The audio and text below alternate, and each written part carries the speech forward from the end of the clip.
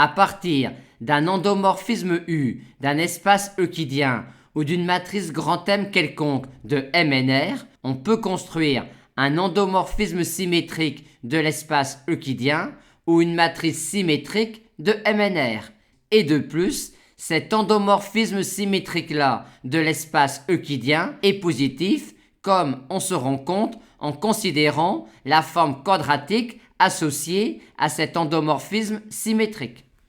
En effet, la forme quadratique associée à cet endomorphisme symétrique de l'espace euclidien n'est rien d'autre que le carré de la norme euclidienne de U de x. Ainsi, quand U est un endomorphisme d'un espace euclidien, le carré de la norme euclidienne de U de x peut être vu comme étant une forme quadratique associée à cet endomorphisme symétrique-là de l'espace euclidien. Et de plus, un vecteur x de E annule la forme quadratique si et seulement si x appartient à ker de U. Ainsi, pour un endomorphisme U d'un espace euclidien, son noyau peut être vu comme l'ensemble des vecteurs qui annulent une forme quadratique associée à un endomorphisme symétrique.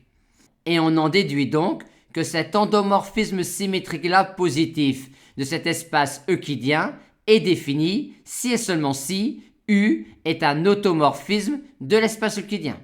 Notez également un point important pour cet endomorphisme symétrique-là d'un espace euclidien, à savoir que s'il est évident que le noyau de U est inclus dans le noyau de cet endomorphisme-là, la réciproque est également vraie, vu cette égalité-là. Par conséquent, quand U est un endomorphisme d'un espace euclidien, le noyau de cet endomorphisme-là est tout simplement le noyau de U, et par conséquent, on a également que le rang de cet endomorphisme-là est le rang de U.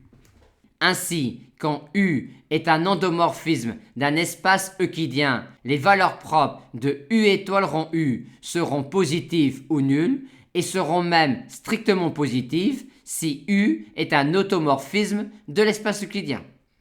Et on peut dire, pour les mêmes raisons, exactement la même chose pour la matrice transposée de M fois M, où M est une matrice quelconque de MNR.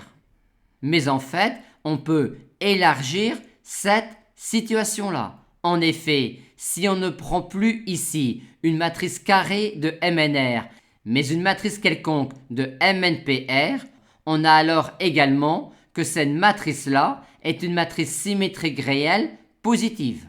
En effet, même si on ne peut plus passer de là à là en effectuant une analogie avec l'adjoint d'un endomorphisme, cette égalité est tout de même valide, comme on peut s'en convaincre en revenant à l'écriture matricielle du produit scalaire de deux colonnes.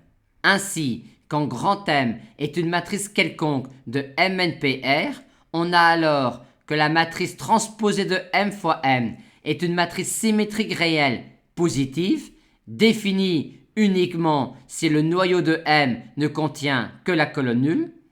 Aussi, cette matrice-là est diagonalisable dans le groupe orthogonal et toutes ses valeurs propres sont positives ou nulles et même strictement positives si le noyau de M ne contient que la colonne nulle.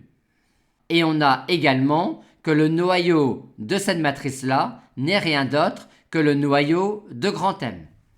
Et notez également concernant cette matrice-là que si on note C1, C2, Cp, les colonnes de la matrice grand M, le coefficient à la place Ij dans cette matrice-là n'est alors rien d'autre que le produit scalaire de la colonne Ci avec la colonne Cj.